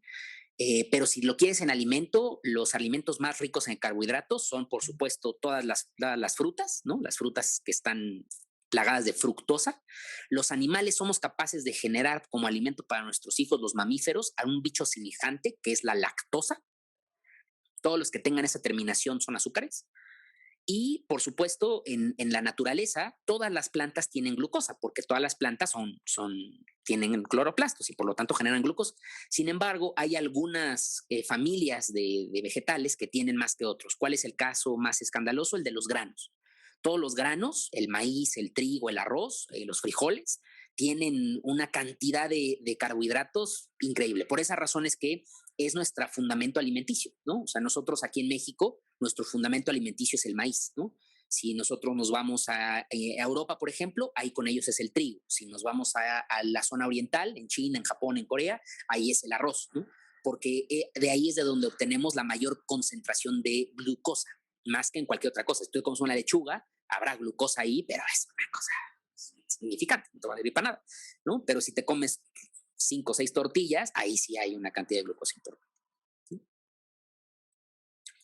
Carol me pregunta que si lo que decimos de la glucosa y el azúcar se parece a la sal y el sodio. Más o menos, Carol, solamente que la sal sí es tal cual cloruro de sodio, ¿no? O sea, el sodio a secas es un elemento, pero la sal de mesa es NaCl puro, al 100%. Las sales, pues ya como coquetas, ¿no? Esta sal que de repente puedes ir a comprar del Himalaya y rosas y demás, pues son sales que tienen unos minerales adicionales, ¿no? Pero la sal, el sabor salado que tenemos tan claro y lo que le da sal a las cosas es cloruro de sodio así, NaCl y se acabó. Tú puedes hacer cloruro de sodio y puedes hacer sal de mesa en el laboratorio de tu secundaria, de tu prepa. Eduardo me pregunta cuál es el daño que puede provocar la Coca-Cola. Pues el problema de la Coca-Cola es múltiple, o sea, el problema más grave que puedes encontrar tiene que ver directamente con la gran cantidad de químicos adicionales a la glucosa que tiene, ¿no? O sea, una Coca-Cola es una receta secreta, ¿no? Nadie sabe qué tiene, ¿no? Si tú lees la parte de ingredientes de una Coca-Cola, dicen ahí concentrado Coca-Cola, ¿no? O sea, no te dice qué hay ahí. Y entonces, pues hay una gran cantidad de químicos involucrados. Eso resulta problemático inicialmente. Y en segundo lugar, la cantidad de azúcar, ¿no? O sea, sí, la glucosa es energía y todos estamos muy contentos, pero tú no te alimentas de Coca-Cola, ¿no? O sea, no tomas Coca-Colas para vivir, sobre todo porque si te alimentas de Coca-Colas para vivir, no estás metiendo materia. Acuérdate que es una ecuación de dos vertientes. Necesitamos energía, pero también necesitamos materia. La materia son proteínas, lípidos y ácidos nucleicos. Esas cosas no están en la Coca-Cola. Entonces, el problema es que si yo me alimento de pura Coca-Cola, pues sí, le estoy metiendo azúcar a la sangre, le estoy metiendo glucosa al sistema, pero no le estoy metiendo materia, no le meto biomoléculas. Y entonces, pues me muero, porque no tengo proteínas, no tengo carbohidratos, no tengo lípidos, perdón. Y si me como una Coca-Cola, pero con una comida corrida, pues entonces el problema ahí es que estoy comiendo glucosa de más, ¿no? Entonces, digamos, el primer problema entonces son los químicos, que quién sabe qué hay, y el segundo problema son la gran cantidad de glucosa que estoy introduciendo, que es glucosa vacía. ¿No? Si tú te comes un kilo de tortillas, en un kilo de tortillas sí, tal vez podría haber muchísima glucosa, pero también hay proteínas y también hay lípidos. No hay tantos lípidos, pero sí hay muchas proteínas.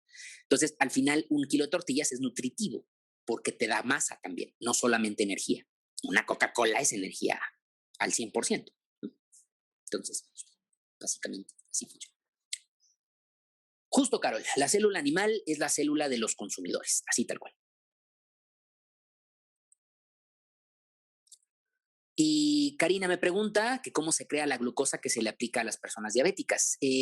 Karina, en realidad el problema con las personas diabéticas no es que no puedan generar o no puedan obtener glucosa del entorno, sino es que no la pueden procesar para poder con esa glucosa meterla a la ecuación de las células. Es un paso posterior.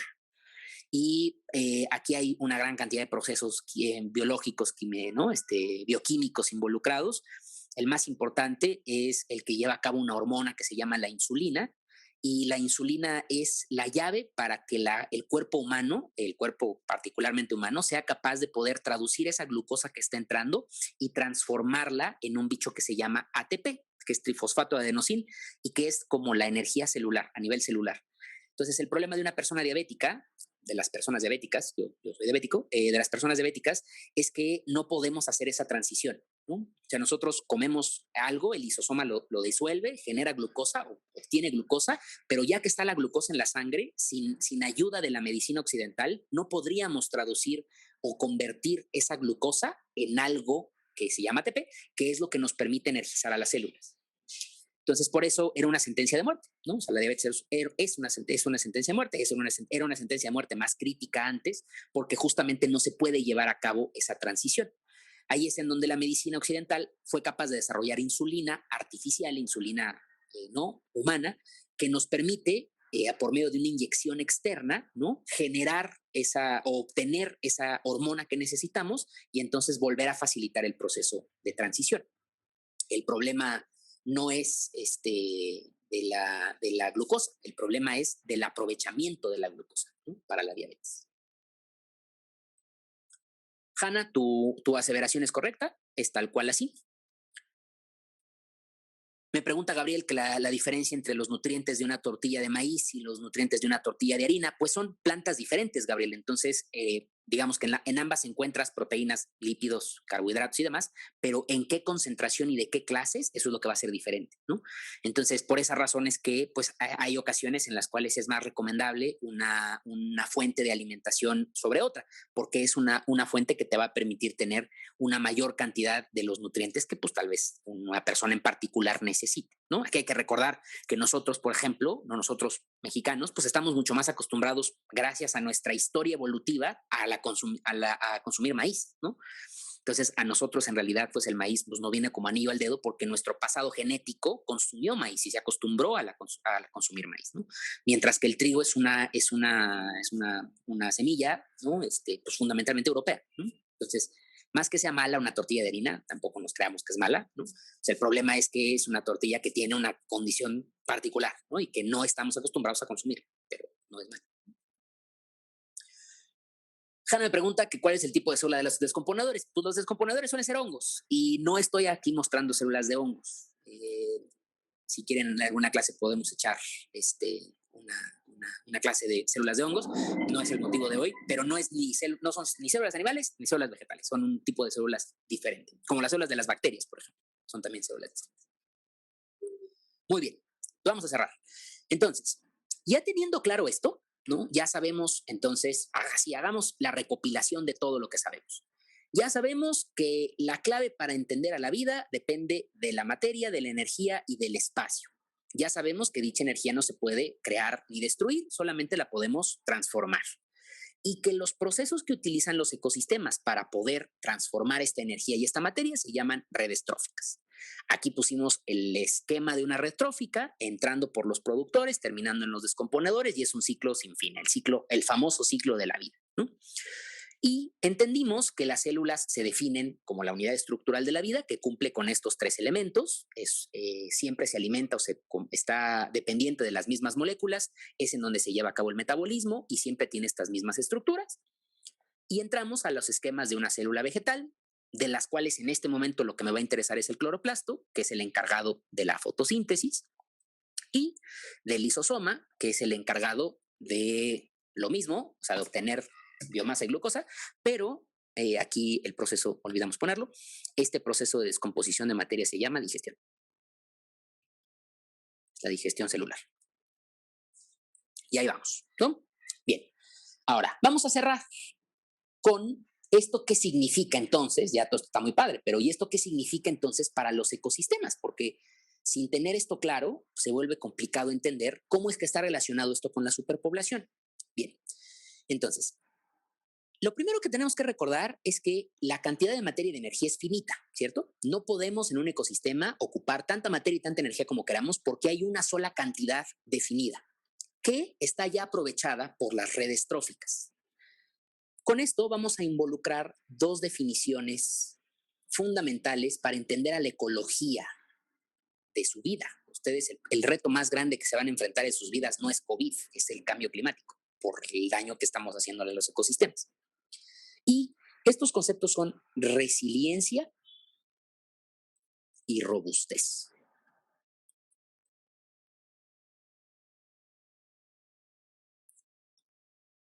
¿Qué es la resiliencia, muchachos?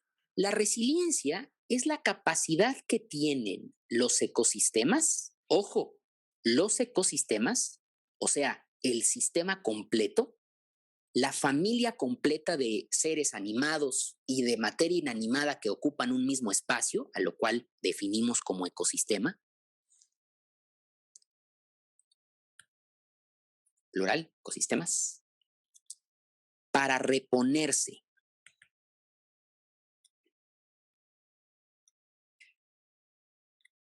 a cualquier transformación dañina.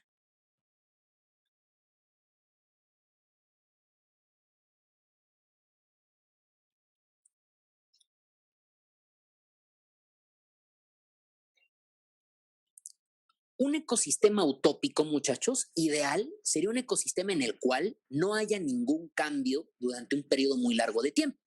Porque si yo ecosistema ya tengo muy claras mis redes tróficas, entonces realmente tengo muy clara cómo funciona esta ruedita, cuál es el papel que cada uno de los miembros de la comunidad funge en este o en esta etapa, y entonces el ecosistema funciona padrísimo. Todos ya estamos de acuerdo, todos tenemos nuestro papel y el ecosistema como ecosistema, todos juntos, es un ecosistema proliferante.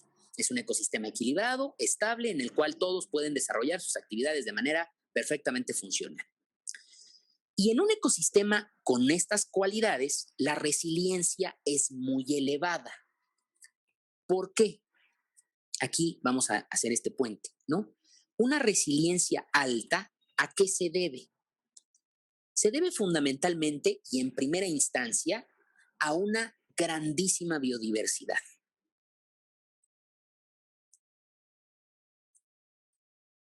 Recuerden ustedes, el término biodiversidad, para quien nunca lo haya definido antes, es el número de especies distintas que viven en un ecosistema. Es un número, tal cual, eso es la biodiversidad. Ahora, ¿por qué es importante que haya muchas especies involucradas en un ecosistema? Porque si yo tengo muchas especies aquí y muchas especies aquí, y de repente llega una plaga que mata a una especie en especial de los productores, no pasa nada. El ecosistema completo, la totalidad del sistema, puede resistir el cambio, se sobrepone al cambio, sobrevive, porque tengo muchas formas distintas para generar energía. Lo mismo sucede aquí en medio con los consumidores. Si yo tengo una gran cantidad de especies diferentes de consumidores y una de esas especies se extingue por alguna razón, cambio climático, enfermedad, lo que sea, entonces no pasa nada con una gran biodiversidad. Otra especie diferente toma el lugar de la especie que se extinguió y sí, el ecosistema se desbalancea un poquito, pierde un poquito de foco, pero la clave aquí es supervivencia, sobrevive, reponerse. Una alta resiliencia es igual a supervivencia.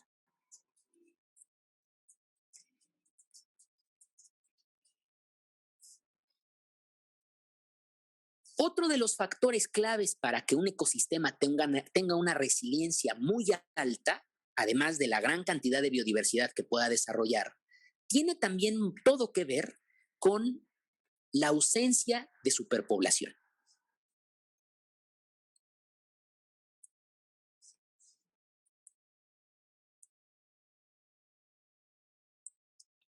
Primero, ¿qué significa superpoblación?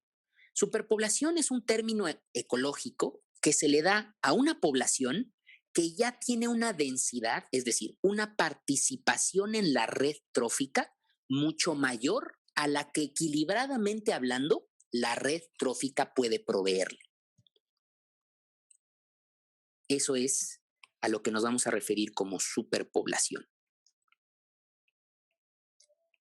Repito entonces, es, es un término, ¿no? Es un nombre, una nomenclatura. El término que se le da a una especie cuando la concentración, la distribución de esa especie en el ecosistema es mayor a la que el ecosistema puede resistir.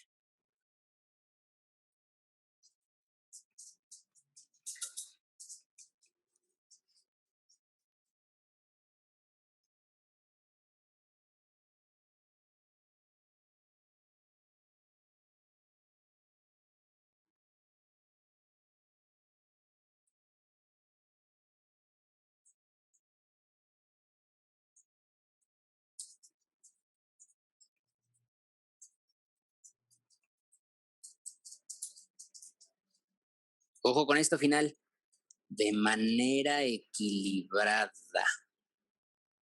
Importantísimo esto. ¿Por qué? Porque, por ejemplo, nosotros, especie humana, ¿no? En este momento somos una especie que todavía no estamos padeciendo de hambre, ¿no? A nivel especie. Pero esto no se está presentando debido a que el ecosistema de la Tierra sea capaz de sostener de manera natural, equilibrada, a toda la gran cantidad de seres humanos que habitamos el planeta ahorita. Se debe a que nosotros hemos sido capaces de generar estructuras industriales que nos permiten crear alimento de una manera artificial. Ya no lo hacemos de manera equilibrada. Producimos en masa afectando al ecosistema. Ya no estamos formando parte de la red trófica de una manera equilibrada. Ya no ayudamos a que la línea funcione, a que la línea siga su camino, sino que nuestra presencia activamente está cancelando algunas rutas ecosistémicas. Pa' pronto, pues, una población en superpoblación, cualquier especie que se encuentre en superpoblación, se vuelve un cáncer para el ecosistema. No solo nosotros, cualquier especie.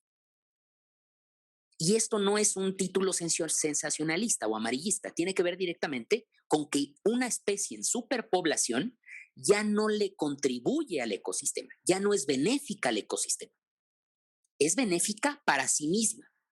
En vez de ayudar a que el sistema siga funcionando, hace que el ecosistema se desequilibre para que yo especie siga funcionando. Ese es el problema de la superpoblación. Y ahora, y aquí es en donde viene lo interesante, los ecosistemas, al momento de que sienten que una especie en particular está en superpoblación o empieza a atentar contra su estabilidad, el ecosistema solito la extingue. ¿Por qué? Porque a la vida no le interesa la especie humana. A la vida, al ecosistema y al círculo de las redes tróficas, lo que le interesa, igual que a la física e igual que a la química, es el equilibrio. Quienes estuvieron en el modular anterior lo recordarán. Cuando hablamos de la energía en términos universales, hablamos que a la energía por alguna razón le gusta el equilibrio. Eso es lo que dice la entropía, tiende al equilibrio. La materia también y la vida también. A la vida le gusta estar en equilibrio. Los ecosistemas funcionan mejor cuando todos están participando de una manera equitativa en el ecosistema. Y una población en superpoblación ya no ayuda al ecosistema, se beneficia del ecosistema, pero no de manera simbiótica. ¿Por qué el ser humano sigue aquí? ¿Por qué nosotros no nos hemos extinguido entonces? Porque evidentemente estamos en superpoblación y ojo, llevamos en superpoblación al menos 100 años. ¿Por qué es que nosotros no nos hemos extinguido? Por nuestra inteligencia. Cualquier otra especie no inteligente ya se hubiera extinto desde hace 100 años, 150 años antes, ¿no? Sin embargo, los seres humanos tenemos una cualidad única con el cual el ecosistema hasta ahorita no ha sido capaz de lidiar: inteligencia. Nosotros tenemos la capacidad y hemos tenido la capacidad de ingeniarnos rutas para poder sobrellevar los recursos que el ecosistema ha planteado para nuestra extinción. Por esa razón, el COVID-19 no es la única epidemia que ha existido en la historia de la humanidad, es la nueva. Pero hemos recordado plagas, ustedes vieron plagas en historia desde, ¿qué? ¿El siglo V antes de Cristo? ¿7 antes de Cristo? ¿No? La peste negra, tal vez la primera grandota, ¿no? La viruela, la gripe española, el SIDA, COVID. Y todos son recursos que el ecosistema utiliza de manera natural, que la vida usa de manera natural para resolver un problema en ese círculo. ¿Por qué? Porque cuando una especie está en superpoblación, la resiliencia del ecosistema se ve disminuida y por lo tanto cualquier cambiecito que el ecosistema sufra se extingue completamente. Ecosistemas con resiliencia baja son ecosistemas que están destinados a la muerte. Y la especie humana está provocando una resiliencia baja en todo el planeta Tierra. Ese es el papel que en este momento estamos intentando resolver. Tampoco es importante que no nos veamos como los malos de la película, ¿no? La especie humana está en una posición que la naturaleza no entiende hasta este momento, que la naturaleza no había previsto, nuestra inteligencia. Y esa capacidad es lo que nos permite entender este fenómeno y en este momento es la capacidad que nos está permitiendo intentar encontrar una solución. Queremos seguir existiendo aquí, queremos seguir desarrollándonos, queremos seguir progresando, queremos conquistar el sistema solar, pero no lo queremos hacer a cuestas del ecosistema. Y por eso estamos intentando encontrar una solución. Ese reto es su reto. Ese es el reto de su generación. Su generación, su principal problema no es COVID, señores, ¿no? Su principal problema no tiene que ver directamente con estos escenarios particulares del siglo XXI, ¿no? 2020. Su problema es resolver esta ecuación, entender cómo lograr que el ecosistema de la Tierra y después el ecosistema de los distintos planetas que logremos colonizar sea capaz de subsistir a pesar de la existencia de una especie en flagrante superpoblación. Ese es el reto del siglo XXI y del siglo XXII y del siglo XXIII y del siglo XXIV y así ad infinito. ¿Y qué es lo que nos está impidiendo? Pues la ecuación del tiempo, ¿no? Aquí la clave es a ver a quién se le ocurre primero la solución. O al ecosistema se le ocurre un virus lo suficientemente efectivo como para matarnos a todos, o a nosotros, humanidad, se nos ocurre, ¿no? Logramos desarrollar una estrategia ecológica lo suficientemente funcional como para que la vida diga, sale, está bien, ya. Te acepto como parte del ecosistema otra vez de una manera funcional. Ojalá que aquí entre ustedes esté el próximo Darwin, el próximo Lamarck y encontremos una solución, ¿no? Ahora, eso es resiliencia. Ya estamos cerrando. Vamos a robustez. Que robustez también es importante clarificar, ¿no? Entonces, robustez, resiliencia, insisto, es la capacidad, ojo, resiliencia es la capacidad puntual para sobreponernos a un cambio. Alta resiliencia es igual a alta supervivencia, que depende de que tengamos mucha biodiversidad, muchas especies diferentes y que no haya superpoblación. Si nosotros tenemos esto, el ecosistema ante cualquier cambio lo resiste, sobrevive. Y la vida al ecosistema le vale un cacahuate cuáles especies viven ahí. Lo que le interesa al ecosistema es la vida como tal. Entonces, al ecosistema privilegia la vida por sobre cualquier especie. Por eso ahorita estamos siendo un problema para el ecosistema. ¿Y qué es la robustez? Para la cual también estamos siendo un problema, ¿no? Evidentemente. La robustez no es la capacidad para reponerse a la transformación o al desequilibrio, sino la robustez es la capacidad para evitar que un cambio de cualquier tipo externo afecte al sistema.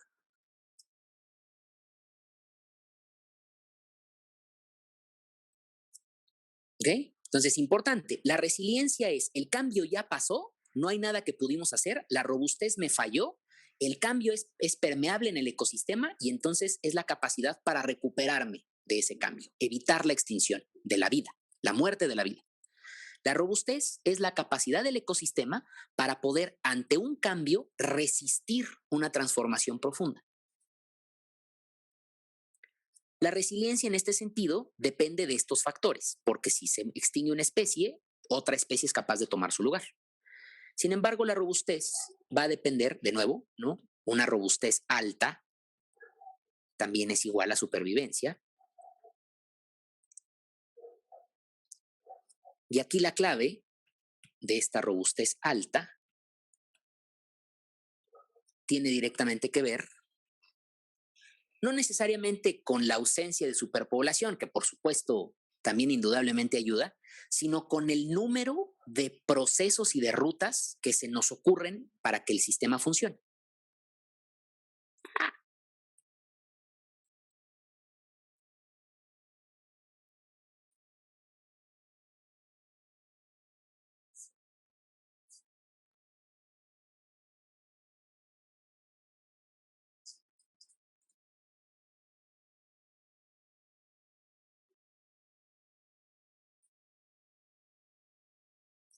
A la red trófica, ¿no? Para ser más exactos.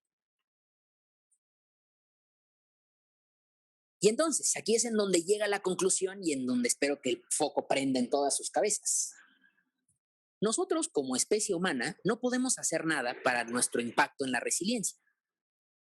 Dado que estamos en superpoblación y salvo que haya una reforma poblacional muy fuerte en el mundo, cosa que dudo mucho que pase, siempre estaremos en superpoblación. Eso es prácticamente ya inevitable. Sin embargo, es inevitable, por tanto, que no podamos afectar a la resiliencia, pero sí podemos contribuir a la robustez, que es de hecho la estrategia ecológica que se está implementando en la actualidad. ¿Cuál es la estrategia? Que nosotros le contribuyamos al ecosistema utilizando esa misma inteligencia que nos ha permitido sobrevivir para proveerle al sistema de rutas adicionales que ya no se le ocurrieron a él, sino se nos ocurrieron a nosotros, para que mejoremos la robustez del ecosistema como tal hasta un grado tal en el que sea capaz de resistirnos a nosotros. Por esa razón es que la biotecnología y la bioecología es la ciencia del futuro. Lo que nosotros en este momento, la punta de lanza respecto del desarrollo tecnológico y biológico en el planeta, es la generación de seres vivos que sean orquestados por nosotros, diseñados por nosotros, que sean capaces de mejorar la robustez de los ecosistemas. que sean capaces de tener rutas metabólicas muy específicas y que estas rutas metabólicas resuelvan un problema de la red trófica total con la intención de robustecer al ecosistema hasta un grado en el cual nos resista a nosotros, deje de resistirse a nosotros, deje de intentarnos extinguir, porque evidentemente lo está intentando, ¿no? Lleva muchos años intentando y lo va a seguir intentando hasta que ya no seamos un atentado para la vida, ¿no? Para la vida en total, ¿no? La vida general, no solamente la vida humana. Entonces, este es el panorama. La pintura de su futuro es esta. La pintura de su existencia depende de esta ecuación. Intentar resolver con claridad estos parámetros y estos fenómenos es lo que va a permitir que la especie humana logre desarrollarse. Eventualmente, el desarrollo tecnológico y energético es algo que indudablemente podemos resolver de una o de otra manera. El desarrollo económico es algo que va a tener indudablemente un impacto trascendental en el futuro de la humanidad, pero que al final del día no atenta contra nuestra existencia misma. El ecosistema sí. El ecosistema sí es capaz de matarnos. A todos. Lo está intentando. COVID es su último invento. Ya parece que lo hemos resistido. Parece que nuestra resiliencia en ese sentido es más grande que el virus. Y pues ahora estamos a expectativas del siguiente, ¿no?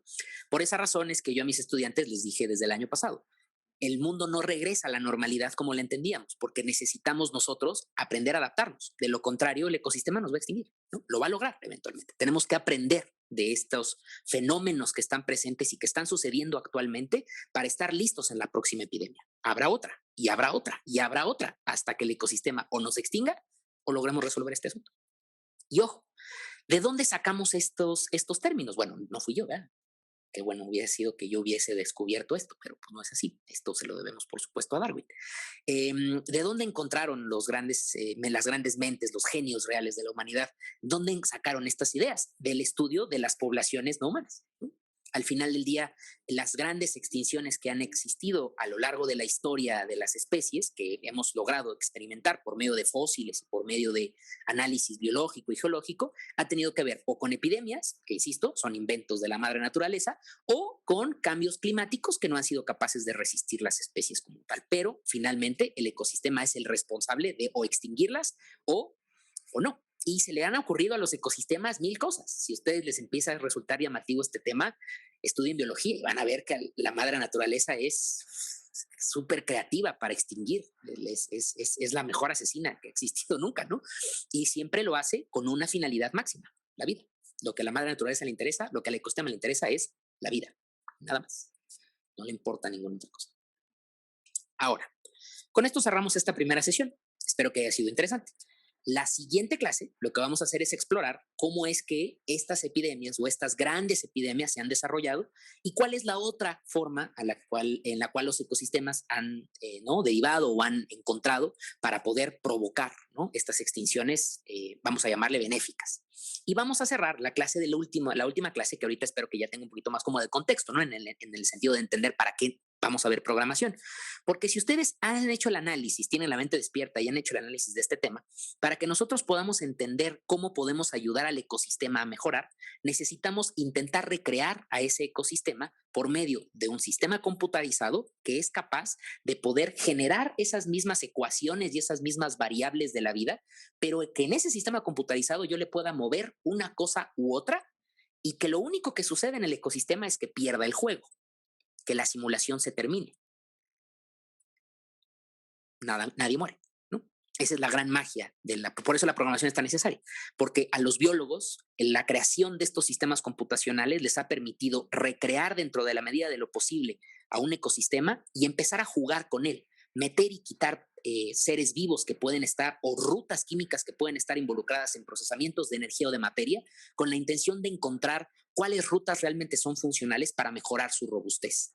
¿Y por qué no lo probamos en la vida cotidiana? Pues porque nos podremos extinguir nosotros solitos. Y no queremos eso, evidentemente. ¿Sí? Atiendo comentarios generales. Bienvenidos a este modular. Espero que haya sido interesante la introducción. Como siempre se los comento, cualquier comentario que nos quieran dejar ante esta conclusión es bien recibido, es bienvenido, ya sea aquí o a través de nuestras múltiples plataformas. Estaremos por acá el próximo miércoles en punto de las 6 también para esa segunda sesión. una vez que hayamos concluido ya con estos comentarios particulares que se puedan derivar, ¿vale? Entonces, a quienes ya nos dejen, a quienes ya vayan a descansar, les deseo un excelente miércoles, una excelente mitad de semana. Los espero por acá el próximo miércoles a las 6.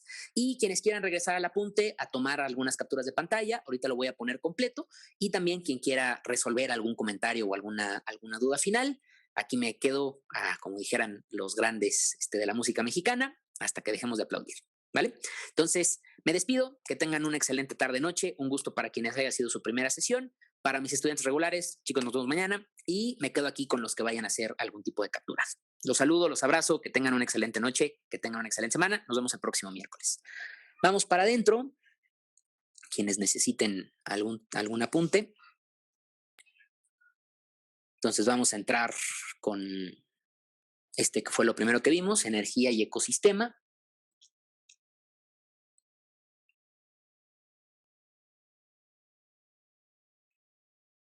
Y por acá tenemos pues, la famosa ley de la conservación de la materia de energía, la definición de red trófica. Aquí está el esquemita que hicimos sobre la red.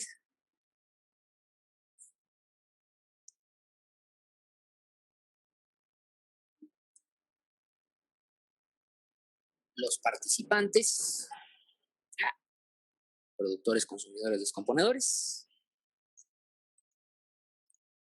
Estos que son los puntos esenciales de la teoría celular, moléculas, metabolismo y estructuras.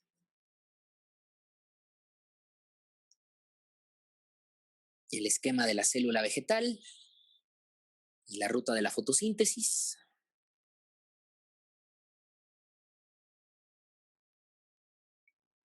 El esquema de la célula animal y la ruta de la digestión.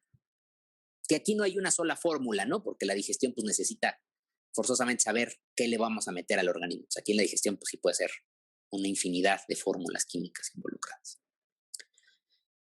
Y por último, resiliencia, robustez y superpoblación.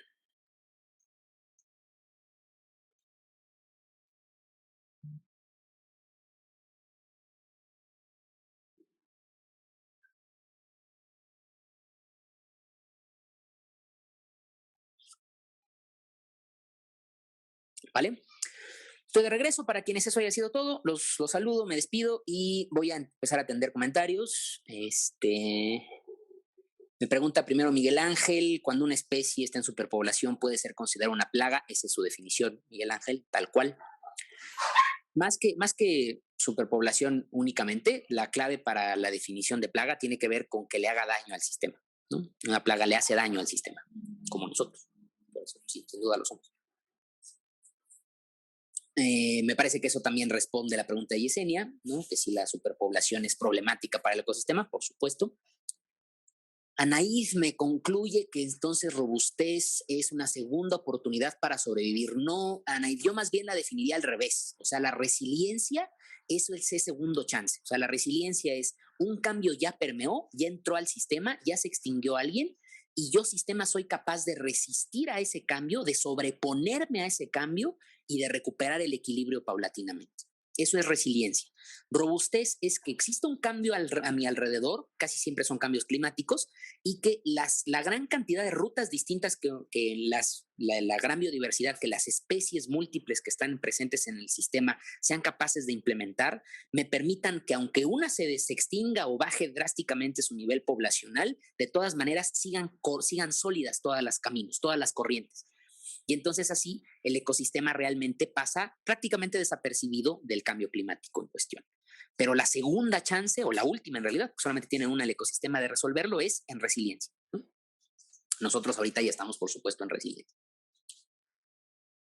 Carol me pregunta que en dónde podemos encontrar las clases grabadas. En el canal de YouTube, Carol, también a veces publico los... Bueno, a veces publico los enlaces en Instagram. Si quieren, en Instagram, ahí los vas a encontrar eventualmente. De hecho, debe estar puesto como una historia fija. Las clases anteriores que están grabadas. Emiliano me pregunta que si un desastre natural puede ser, o sea, puede impactar a la resiliencia. Un desastre natural, Emiliano, cuando ya tiene ese título, desastre natural, más bien ya le pegó a todo, ¿no? O sea, ya es resiliencia y le pegó a robustez y extinguió cosas. Cuando es un cambio natural, un cambio climático, ahí pues todavía es posible que un sistema muy robusto sea capaz de resistirlo y que no pase nada, o un sistema pues que ya penetró su robustez, si tiene buena resiliencia, lo va a sobrevivir. Pero ya cuando es desastre natural, ya está duro el asunto. Para María Bautista, excelente María, qué bueno que te haya gustado la clase, me da mucho gusto, esa es la intención, que les despierte interés, que se den cuenta de la realidad en la cual estamos viviendo, para que tengamos herramientas para el futuro. Los seres humanos, por supuesto, también tenemos resiliencia. Mientras más información, más conocimiento, más claridad sobre el panorama general ustedes tengan, van a poder resistir cambios más drásticos, ¿no? Al final del día, la naturaleza nos da clases a nosotros, nos enseña cómo ha funcionado durante 3.600 millones de años. Algo que podamos aprender siempre será bien recibido, ¿no? Carla me pregunta que cuál rama de la biología estudia el ambiente. La ecología, Carla. La ecología es la rama de la biología que estudia el ambiente, así tal cual. José Eduardo me pregunta que si el desarrollo de la computación cuántica puede servir como una herramienta que nos permita hacer predicciones del ecosistema. Claro, por supuesto.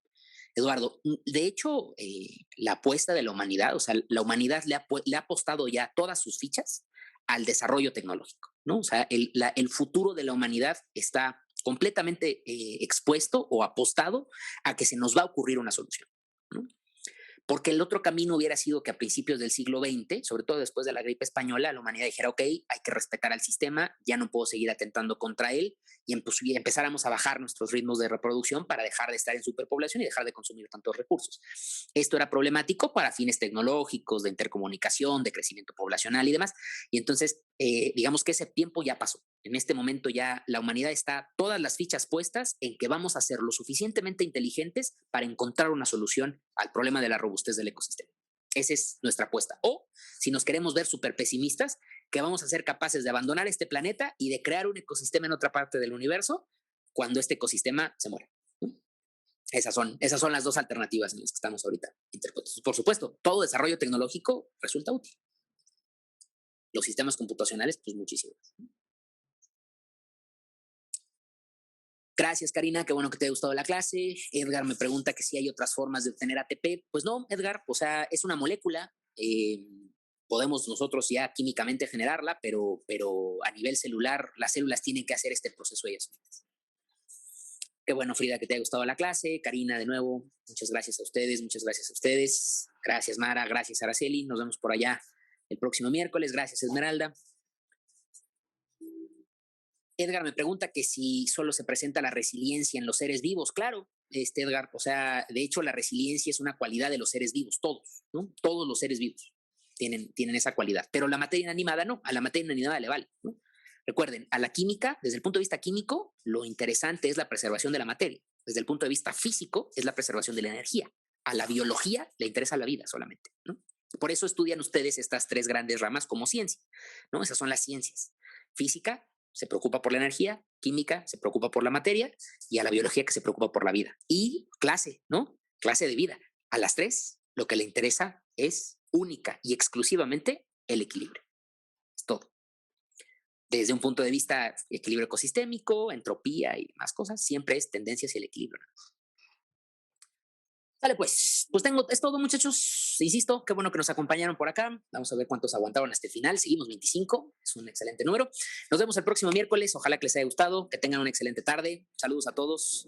Mejoren su resiliencia, muchachos, y su robustez. Cuídense mucho.